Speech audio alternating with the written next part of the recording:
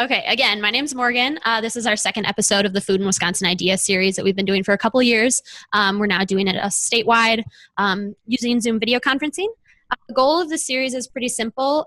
We bring people together to talk about food systems and hopefully learn from each other.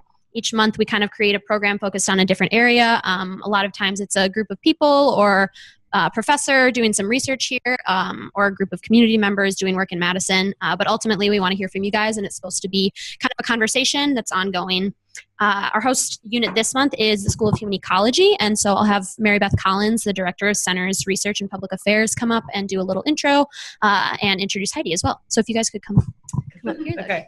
So my name is Mary Beth Collins, and I work at the School of Human Ecology here at the University of Wisconsin-Madison. And I'm really excited because the centers that I represent and work with at the School of Human Ecology, in particular the Center for Community and Nonprofit Studies, is part of what has now proven to be a lasting collaboration among a few units on campus that decided some time ago that we wanted to create a simple, straightforward network opportunity to bring together the disciplines on campus that possibly touch on issues of food and break down those silos that everybody talks about as keeping us from each other when it comes to the disciplines that we're in.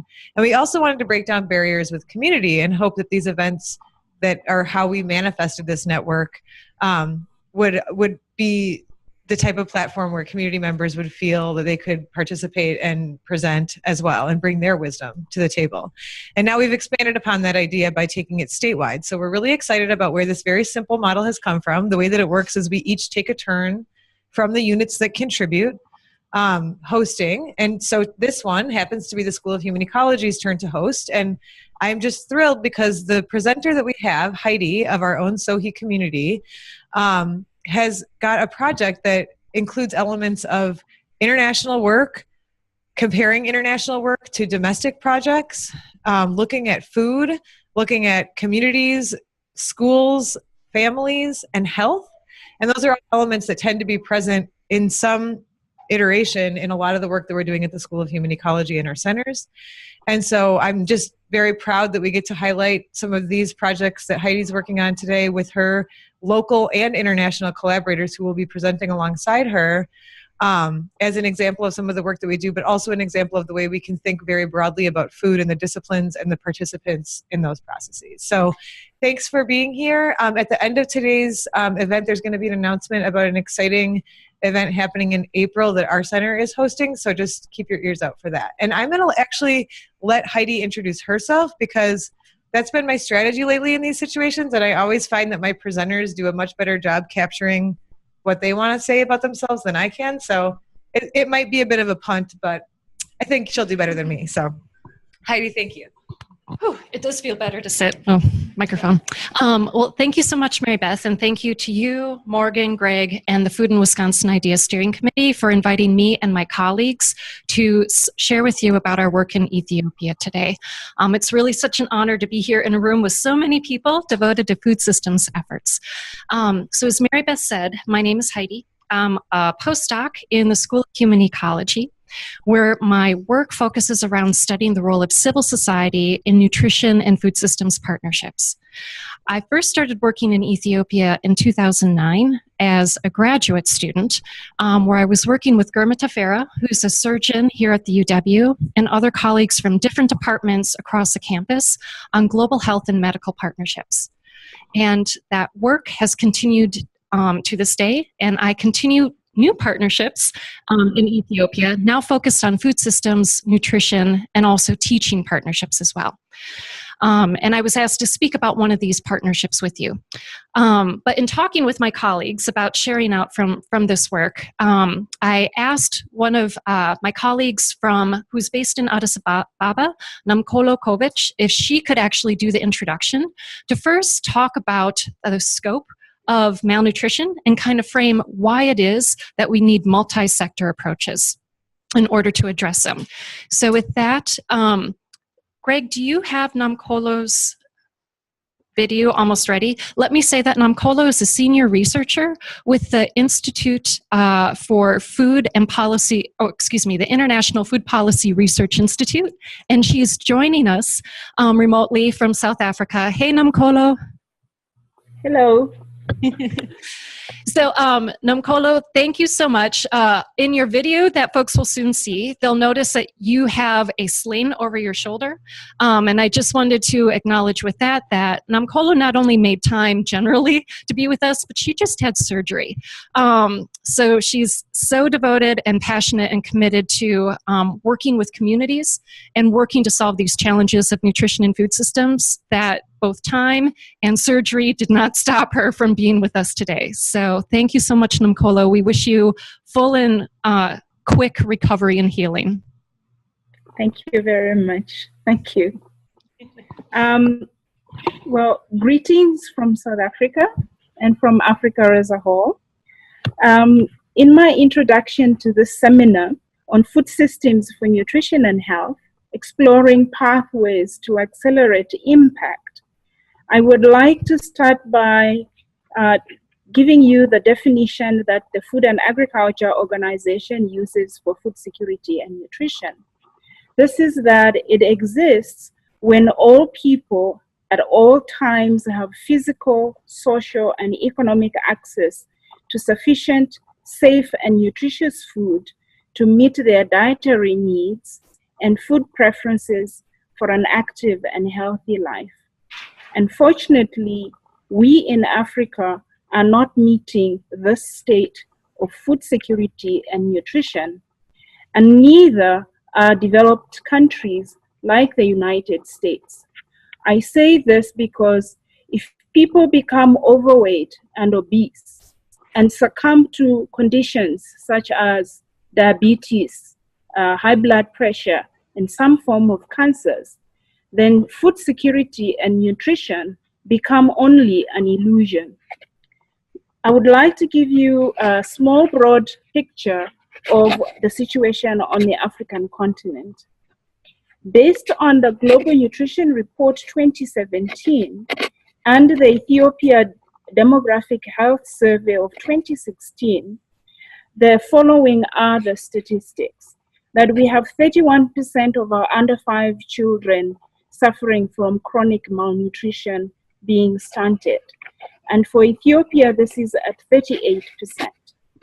Then we have 7% on average of children in Africa with severe malnutrition. And in Ethiopia, it is also 7%. But in some settings, this can be as high as 22%. In Africa, in general, 5% of our under 5 children are already overweight, and this number is increasing. In Ethiopia, it is at 2.6%, but it is also rapidly increasing. At the same time, micronutrient deficiencies remain pervasive, such as those of vitamin A deficiency and others. So diet diversity is a major challenge. And giving Ethiopia as an example, only 9% of Ethiopian children between 6 and 23 months old meet their minimum acceptable diet. And only 7% of the same age group meet their minimum acceptable diet. One of the best performing countries in terms of minimum diet diversity in Africa is Ghana. But even in Ghana, there was only 28% of the children 6 to 23 months who met their minimum acceptable diet. So diet quality in general on the continent is a major problem. With such a diet quality scenario, it is no surprise that we are experiencing the high levels of undernutrition. But unfortunately, overweight and obesity are also increasing in all the 54 African countries without exception.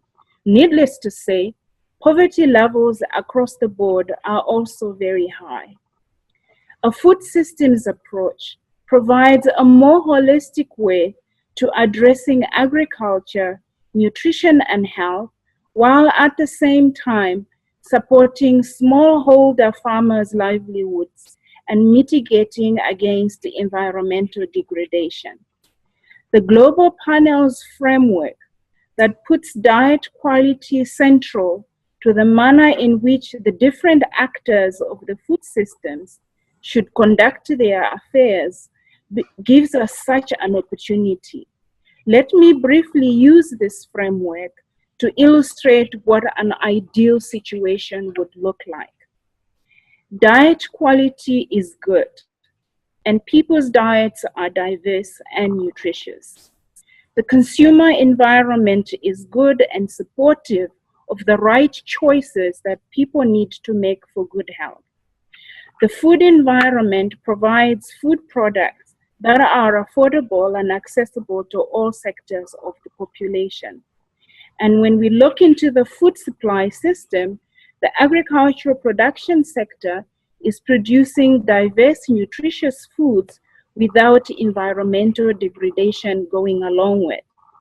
And the food retail and provisioning sector have got only healthy foods in retail facilities. Food processing industry would be producing products that are low in sugar and salt, as well as fats, and as little additives, or even better, none at all. And then the food storage, transport, and trade sector would have good quality cold chain infrastructure that allows for the food products to reach our plates in a good state of safety and freshness. This is the ideal situation. So what if all the actors actually did things just right? Unfortunately, we would still not reach our nutrition and health goals. This is because if the health sector do not provide adequate care, especially maternal and child health services that reach all sectors of the population, if the water and sanitation sectors do not provide quality clean water and adequate sanitation that promotes health, if food quality is improved, without these, people will still suffer from ailments such as diarrhea and others that would still lead to malnutrition. The policy and regulatory environments needs to be conducive, not only for the needed developments to take place, but also for them to be able to be taking place sustainably over time. Civil society is a critical component of the whole picture to keep a watchful eye and hold us all accountable to not only doing the right things, but also to do them the right way. My final message, therefore, and perhaps the most important, is that we need all hands on deck, because attaining the desired nutrition and health outcomes requires a coordinated and well-aligned multi-sectoral actions from diverse stakeholders such as yourselves. In the course of this seminar, I look forward to robust discussion of these and other aspects of the food systems that need diverse stakeholders like yourselves again to work together towards common goals. I would like to also take this opportunity to thank Wisconsin University for the work that you are doing in Ethiopia and in Africa as a whole. Thank you.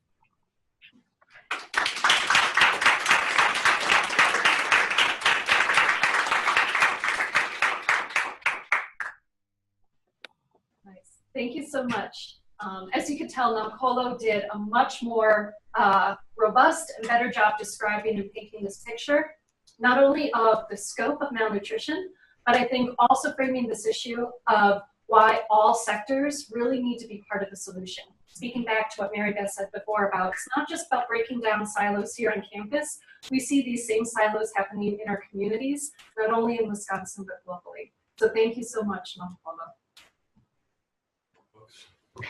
So as Greg is pulling up the slides, I'll just say, I know this isn't the typical way for there to be an actual slide presentation for the Food in the Wisconsin Idea discussion.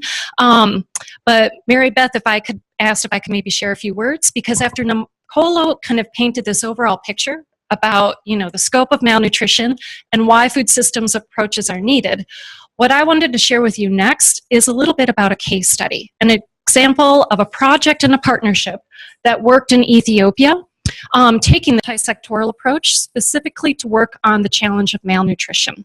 So I'm here today presenting a broader research team from the International Potato Center, known by its Spanish acronym CIP, or CIP. And when the screen goes up, you'll be able to see the names of some of my other colleagues. And so what I'm going to share with you are the results from a 3-year project that worked to introduce orange flesh sweet potatoes, or OFSP, in order to lead towards improved child and household nutrition. And I'd like to frame my talk around this question of what kinds of change, and specifically what kinds of nutritional change do we expect from food projects. Because just like Namkolo described, the strategies that we use to increase agricultural yields and agricultural productivity are not the same kinds of strategies that are going to help us ensure healthy nutrition and positive health outcomes for all. But here we are in this room with food systems leaders, as you know, right, that if we want food systems really to achieve multiple benefits, then we are going to need approaches and indicators that bring together different sectors and also bring them together in ways that are specific to different communities, so that we can understand if the projects that we're doing, like the one that I'll share with you today, is actually working to improve the environmental, the economic, and the social pathways that lead to community resilience and that lead to improved nutrition. So if we can advance the slides down to number 5. Awesome. All right, so here are some of my colleagues on the screen as well, and I wish they could also be here with us today. And then let's go on to the next one. So for today's talk, I'm going to start with just a little background about our project design and structure, and then talk about some of the evaluation questions that we used and a few key findings, and then wrap up what some of the implications for food systems partnerships might be. And at that time, also invite both Namkolo to come back, and then my colleague Steph and a couple others in the audience who are prepared to maybe share a few of their thoughts and reflections from their leadership here working on food systems. So probably most of you in this room have not yet been to Ethiopia. So to help give a little context where Ethiopia is within the continent of Africa, know that it's located in East Africa, right in the Horn of Africa. It has a population of about 100 million people, making it the second most populous country on the continent. And Ethiopia has, just amazing biological, ecological, and also cultural diversity. And if any of you have the opportunity to visit, I hope you take that opportunity someday. So forward. Unfortunately, when most people think of Ethiopia, I think one of the first mental images that come to mind are this aspect of food shortages and hunger. But really today, many people are looking to Ethiopia for its leadership advancing multi-sector nutrition policies, like its National Nutrition Program, which is here on the screen. So in part because of the NNP, Ethiopia has reduced its prevalence of undernutrition from about 67% in 1990 to 32% in 2015. So that's the span of the Millennium Development Goals. And just as Namkolo described, and also just like our communities in Wisconsin, in Ethiopia we see certain groups who have a higher burden of malnutrition than others, with rates varying by region and also by population. And you can see some of those disparities related to child stunting here on the screen. So this variation is largely caused by social determinants, right? So not just poverty, but other environmental and social factors too. And we know that these kinds of causes are better addressed when multiple sectors come together, and agriculture is one of those key sectors. Know that in Ethiopia, about 80% of the population are subsistence farmers, and they depend upon agriculture for their livelihoods. So because of this, strengthening agriculture and food systems in ways that ensure dietary quality is really one of the most important development opportunities. We can go to the next slide. So the goal, or this is kind of that goal that we were trying to achieve when we designed our project that I'll now tell you about. So this was a 3-year project that worked in 2 regions of Ethiopia, Tigray and the Southern Nations, Nationalities, and Peoples region, or SNNPR. So Tigray is located in the far north and it borders Eritrea, excuse me. It's relatively arid and it's known for being a cereal and grain producing region and being relatively homogeneous in terms of culture. The SNNPR, in contrast, is located in the south, and it is very diverse in agroecologies as well as cultures, and it's more known for being a root crop producing as well as fruit and livestock producing region. Next slide. So the rationale for introducing OFSP was to address a specific form of malnutrition. Like Namkolo said, there are many types of malnutrition. You have overweight, you have undernutrition, and then you also have micronutrient deficiencies. And so here was vitamin A deficiency was the goal of our project. So according to the 2011 National Health Survey in Ethiopia, only 33% of children and 60% of mothers were actually consuming vitamin A-rich foods. So given that there are multiple drivers of vitamin A deficiency, a food-based approach is often recommended as an important strategy. And I mean a food-based approach consuming foods that are rich in vitamin A versus a supplement approach. One reason for this is it's more cost-effective and sustainable, but another is that when you're working with in the context of smallholder farmers, they're consuming most of the foods that they grow. So there can be times of the year where their diets are relatively monotonous, and individuals who are deficient in one micronutrient might be deficient in multiple. So we're helping to address a range of nutrient deficiencies by supporting the food-based approach. So consider this, just a half cup, we can move forward, of cooked OFSP provides a mother with her recommended, her daily dietary recommendations of vitamin A. But also, all parts of the OFSP plant, both the leaves and the roots, can be safely consumed. And you can see here on this slide, all of these foods on this dish incorporate some aspect of the OFSP plant. Agronomically, OFSP can also benefit Ethiopian farmers because it can help them fill hunger gaps. OFSP has a shorter growing season than most of the cereals and grain crops, and it also has a higher yield per hectare than many of the cash crops. Next slide.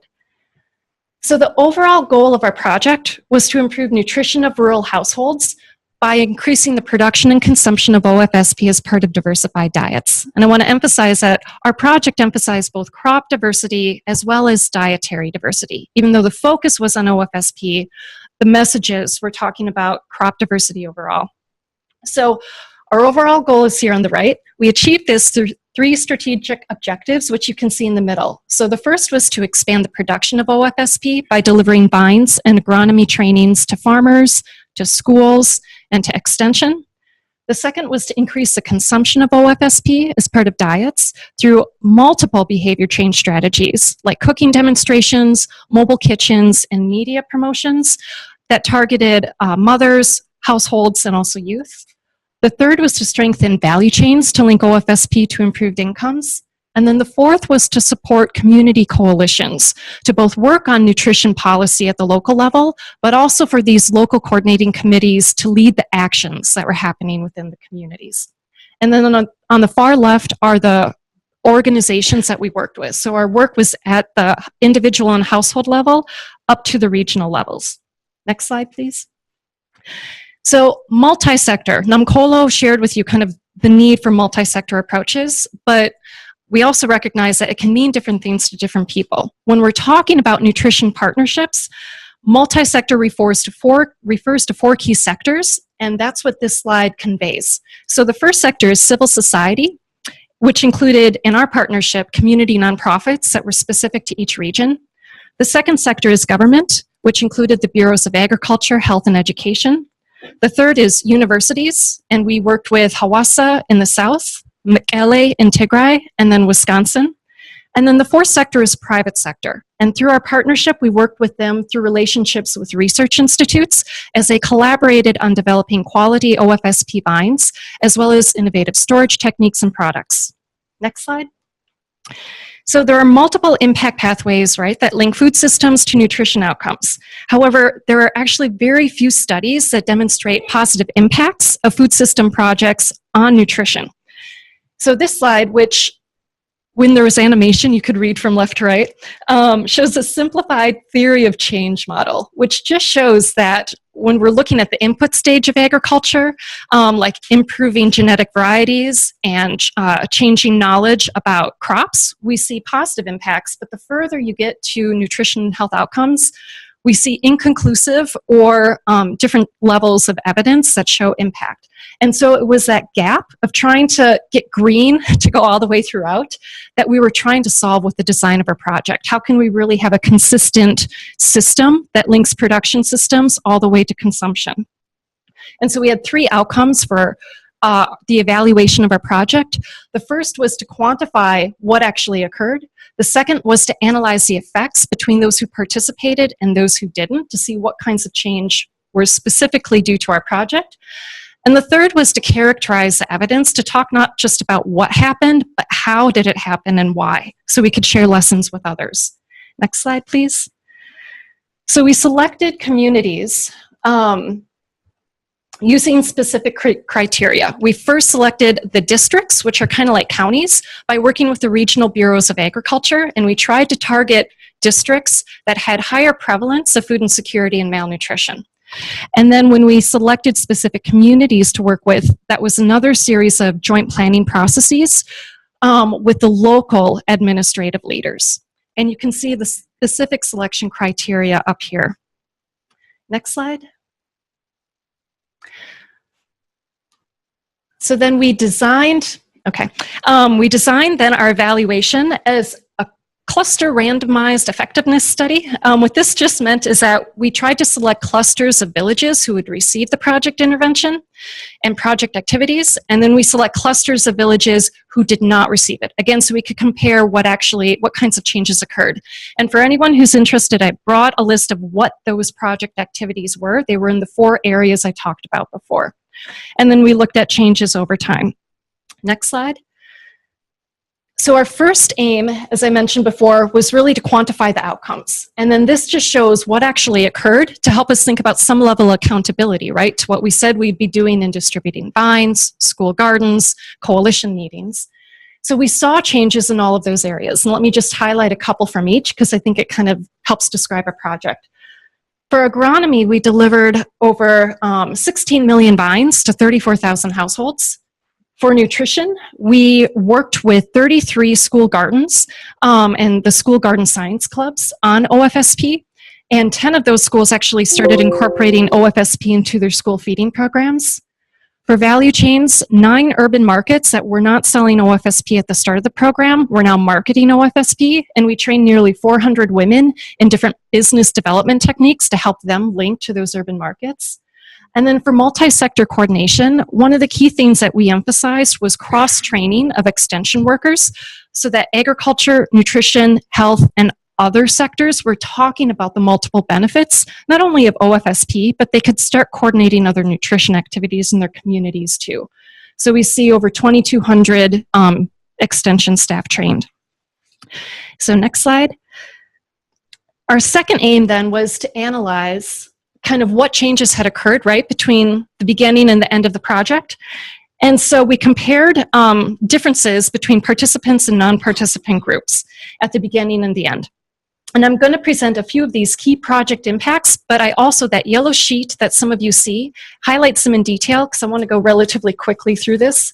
And it just wanted to highlight some of those changes that we saw along the impact pathway. So for on-farm food environments, one of our key project activities was to promote kitchen gardens, right? Not only as a source of household food, but also as a strategy for women's empowerment, because women could make decisions and can control better what was grown in the kitchen gardens than the agricultural fields. So we saw an increase in kitchen garden production. Next slide, please. The next impact pathway then is markets. Great. So we also saw an increase in OFSP grower production. Next slide, please. But with incomes, I think this is interesting. Here we actually see our farmers reported that they still earn more income from whitefish sweet potatoes and Irish potatoes and not OFSP.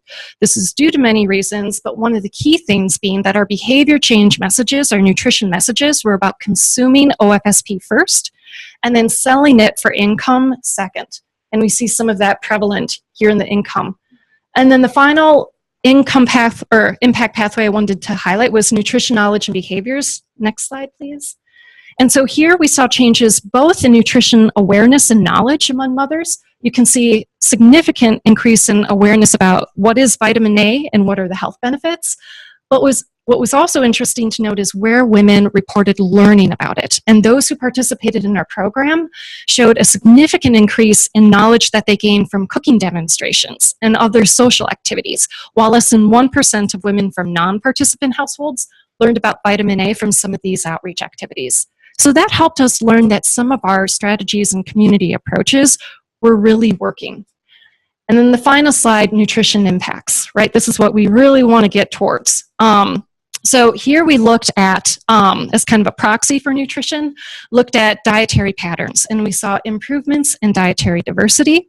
And we also saw improvements in acceptable diets among households overall.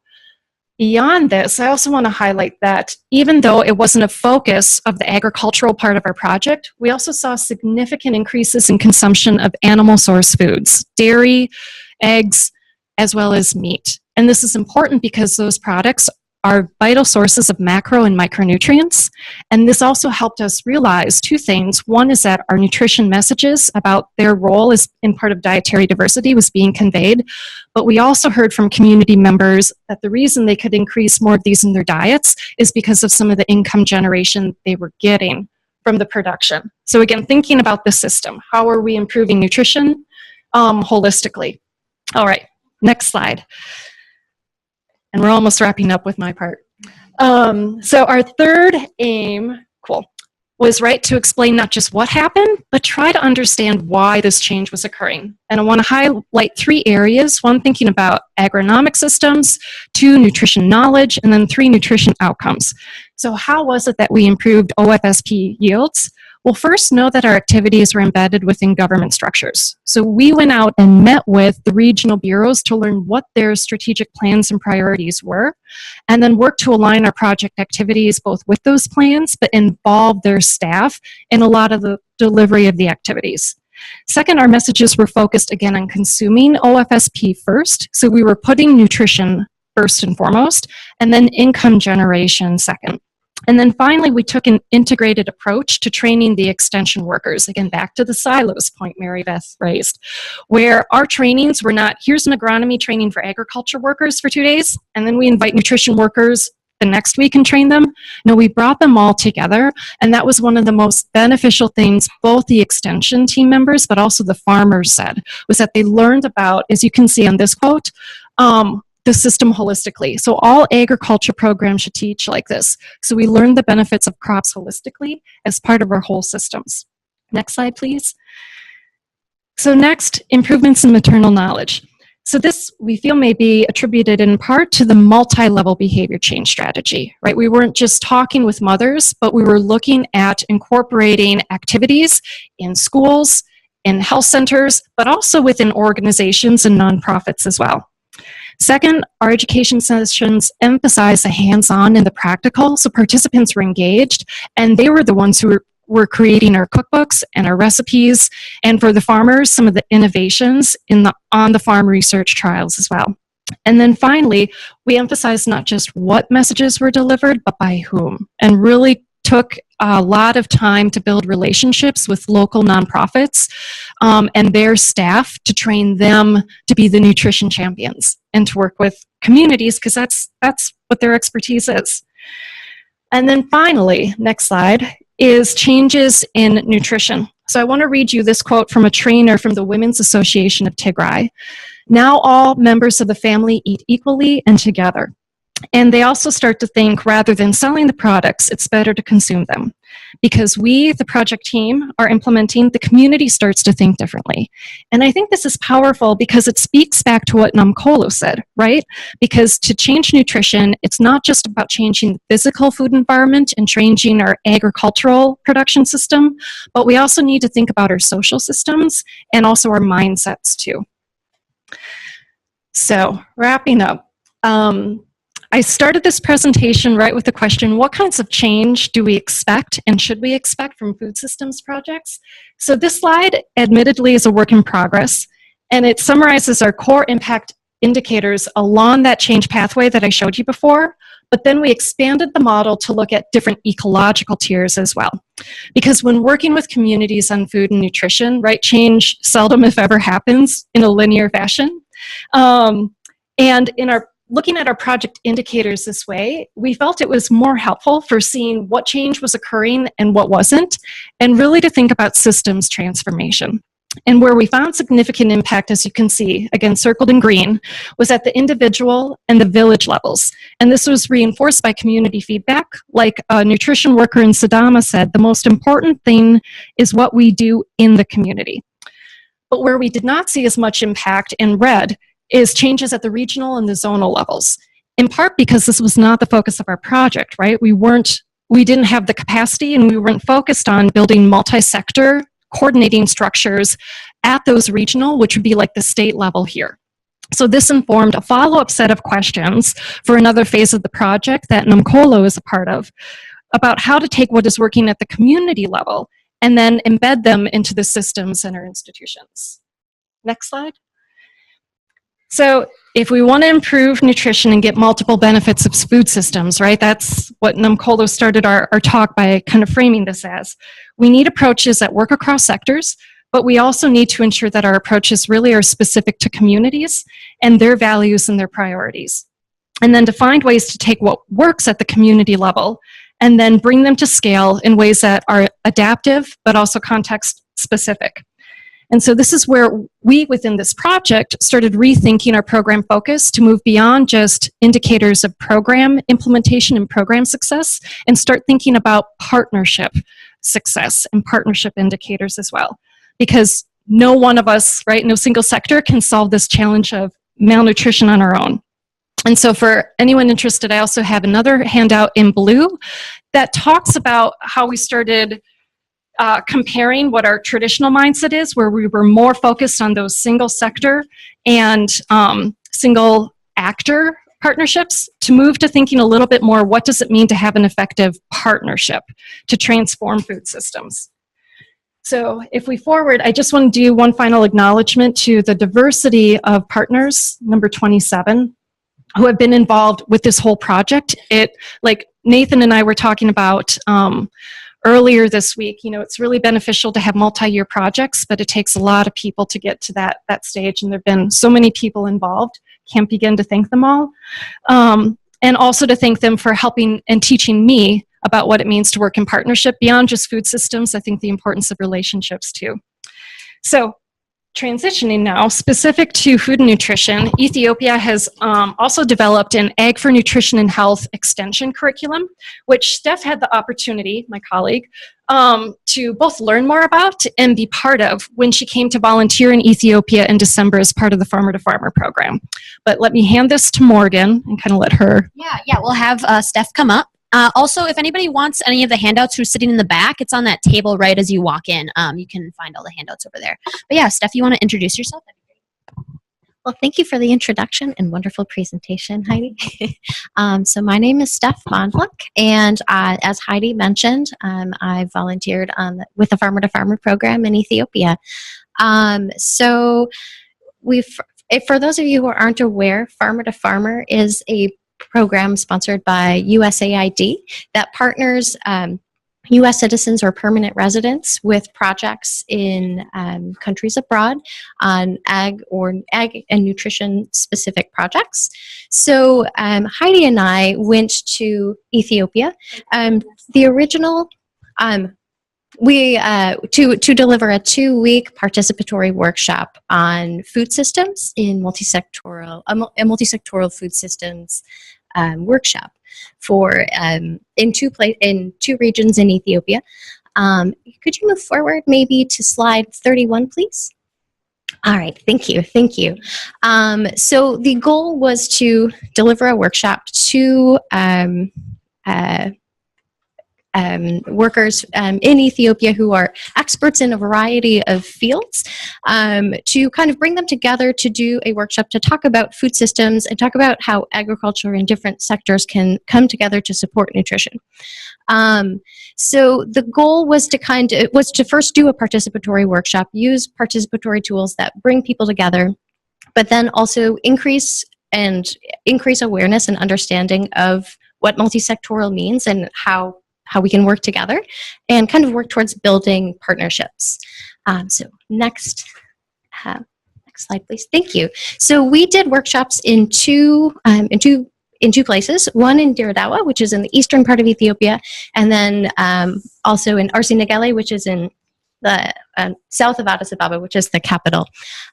So we overall, between the two workshops, had we had 39 participants, largely men, but they were about equal in size between Dire Dawa and Arsi-Negele.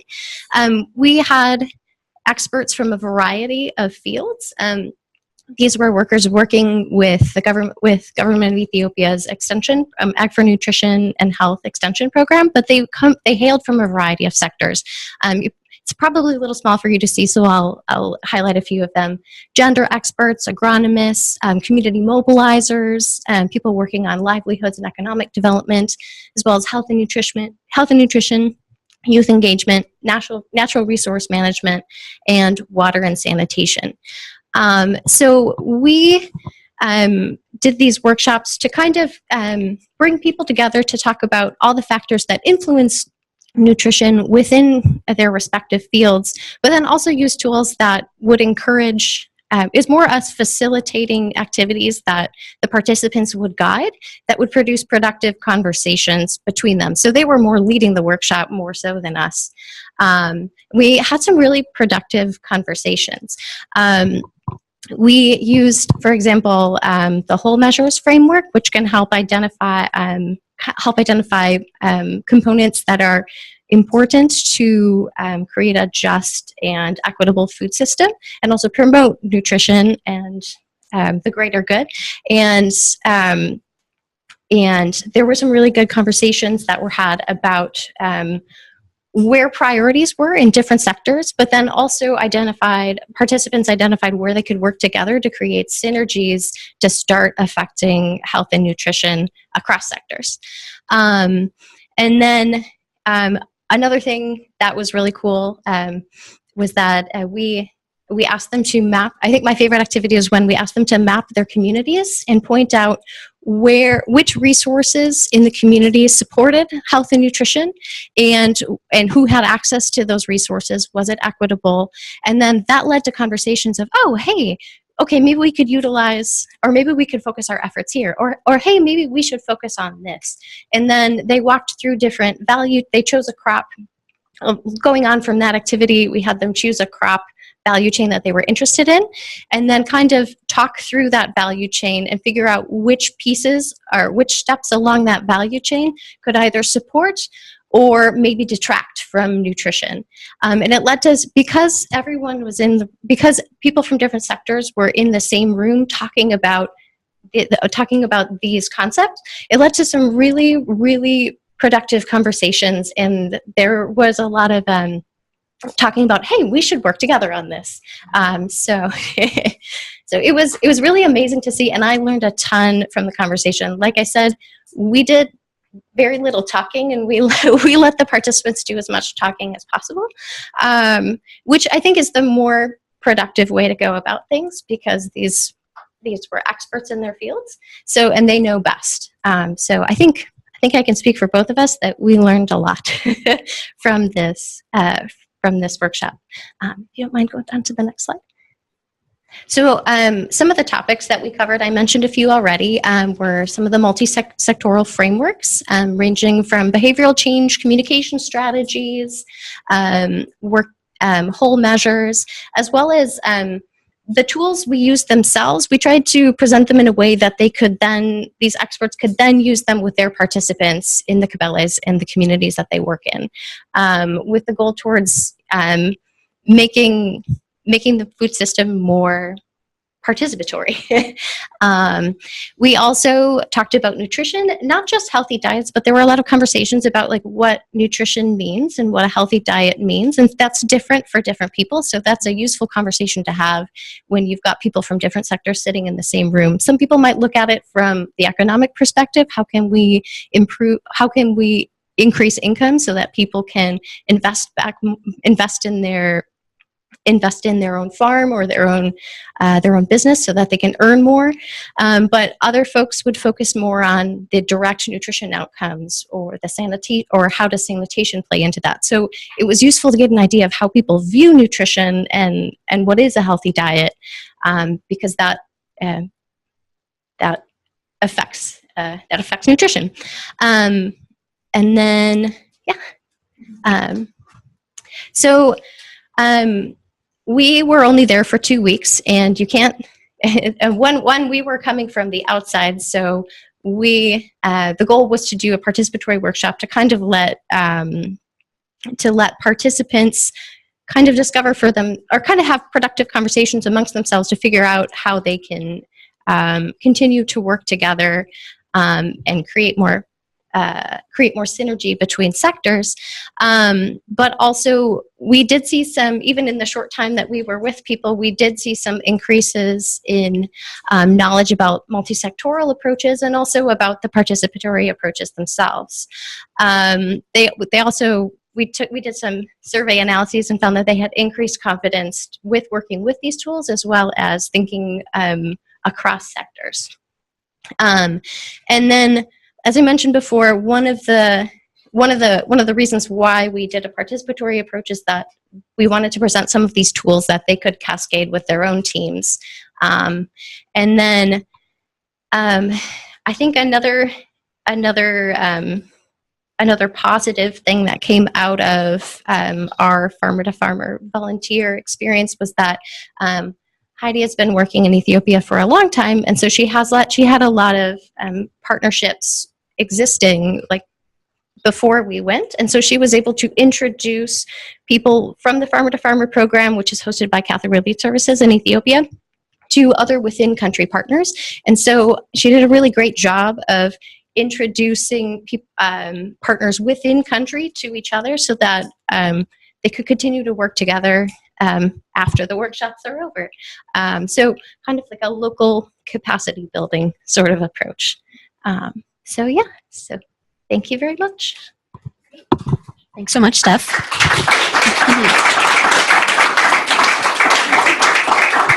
Hey, Greg, how are we doing on time, Greg? We don't have a lot left. Okay. Can I ask one quick question of the two of them?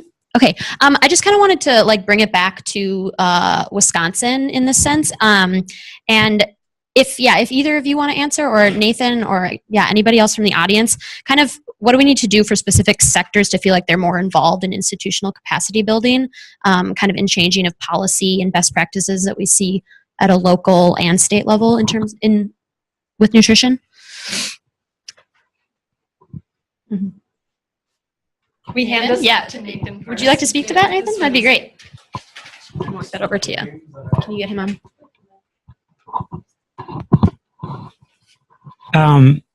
So I'll just, as a word of introduction, I've gotten the privilege to work a little bit on some of these collaborations with Ethiopian partners, and I think that, that what we keep hearing is that the multi-sector partnerships, and particularly like long-standing partnerships, is so key to solving complex issues. And so when communities can partner with, collaborators at all these different levels across different sectors, that's really my experience has been over the past couple of decades has been working on farm to school issues in Wisconsin and looking at nutrition and health, particularly around school gardens.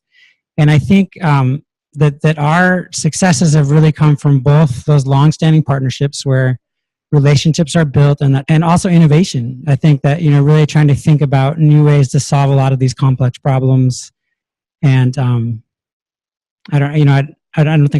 think that's probably good to start the conversation. Anyways, yeah. Timing of our surveys. Nonkolo, our colleagues in Ethiopia, especially Heidi up in Mekelle, made sure that we paid attention to this. So it was a challenge to conduct the dietary recall surveys during a time period when there wasn't fasting. But we made that attempt. And also when we looked at the data analysis to compare dietary diversity scores between baseline and endline, we also wanted to ensure that the percentage of fasting was about the same in both. So in Tigray, that meant we took the surveys right after the Gena, or the Ethiopian Christmas season, so we could avoid that fasting. And then in the SNNPR, we conducted the surveys in June and July. But with that, our other challenge was also to conduct the surveys because we wanted to capture OFSP consumption. So we also needed to time them when the OFSP was being harvested. But those were the two strategies that we used to try to address the dietary diversity. And I also want to do a quick call out to my colleague, Michelle Watio, who's a professor in dairy science here at the UW. So this challenge of consumption of animal source foods, we have a small seed grant, essentially a planning grant, where we're working on and trying to look at this issue in partnership with our colleagues in Ethiopia around consumption of animal source foods in school meal programs and through school nutrition as well. So thanks, Namkolo. Great, maybe one more question over here. That's good. Thank you. I'm curious about a little bit more of context in the way of what this orange flesh sweet potato is, why for this particular country, for this region, what is the feat, how was it selected of all the possibilities that could have happened, why the choice to work on vitamin E of all the deficiencies. Could you give us a little bit more of context for the problem, please? So the Ministry of Health in Ethiopia has identified a number of key priority micronutrient deficiencies. Vitamin A is one of them, along with iron and also zinc. And these are priorities because of their importance for maternal health and ensuring healthy mothers are delivering healthy babies and recovering from delivering healthy babies. So part of the reason why vitamin A was the focus nutrient was because it's a priority for the government. Why OFSP was a two-part reason.